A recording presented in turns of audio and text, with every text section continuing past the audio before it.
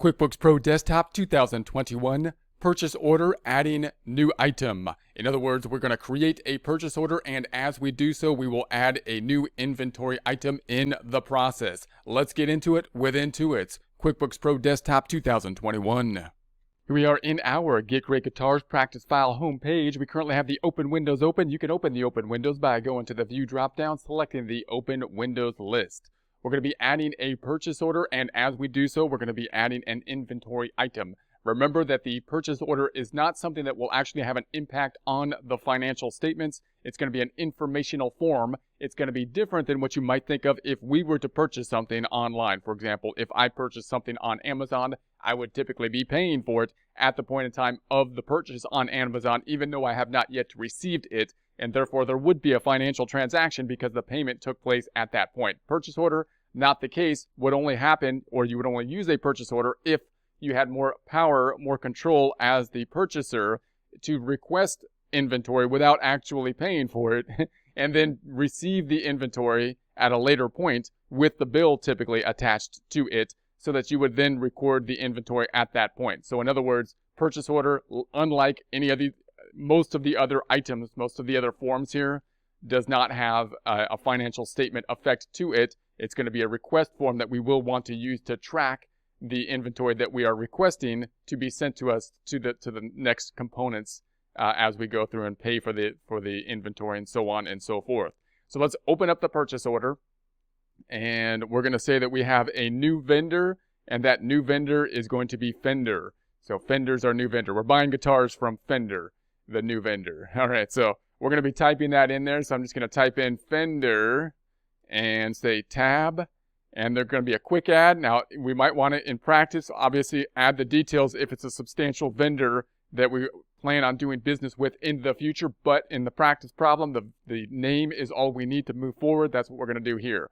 Quick add, we're going to say that we're going to leave that the way it is. The same form, we're going to say the date will be, let's say 2/9. I'm going to hit the plus button a few times, bring it up to 2/9. And on the 21st, and PO number is going to populate automatically. The vendor only has the name. Notice there's no mailing address or anything because we're keeping the name as the default. There's our information. So the item that we're going to have is we're going to buy a Squire. This is going to be the new kind of guitar that we want. It's called a Squire. So I'm going to type in here, the item name is just going to be an SQ for us. It's not there, obviously, because this is a new vendor with new items related to them. So we've never bought a Squire before. So this is exciting. So I'm going to say tab, and we're going to say it needs to add that up. So we're going to add the inventory item as we go, as we populate the purchase order. So we're going to say yes, and then here's the information. So it's going to be an inventory item. That's what we want, inventory item. So this is the item that's going to be shown on both the invoice, like invoices, sales receipts, and here on purchase orders and whatnot that we will be using. So we got the SQ is going to be the abbreviated name. And we're not going to have a manufacturer's number. We're going to call this a Squire, S-Q-U-I-R-E, Squire, I believe that's right. And then the cost is going to be $168. That's what we're going to buy them for. So cost of goods sold is going to be the account that will be used when we expense it. The preferred vendor should be Fender. Fender's our preferred vendor when we buy a Squire. And Squire, and then the sales price, we're going to sell it for $244. We're going to say sell it for $244. It is a taxable item. What's going to be the income account? The income account, if we select the drop down, we want to make that our sales account, the sales account representing income that we have from selling stuff as opposed to services, which we have on the service items. So I'm going to say income account, and I believe that is all we need. So I'm going to say okay, let's save that.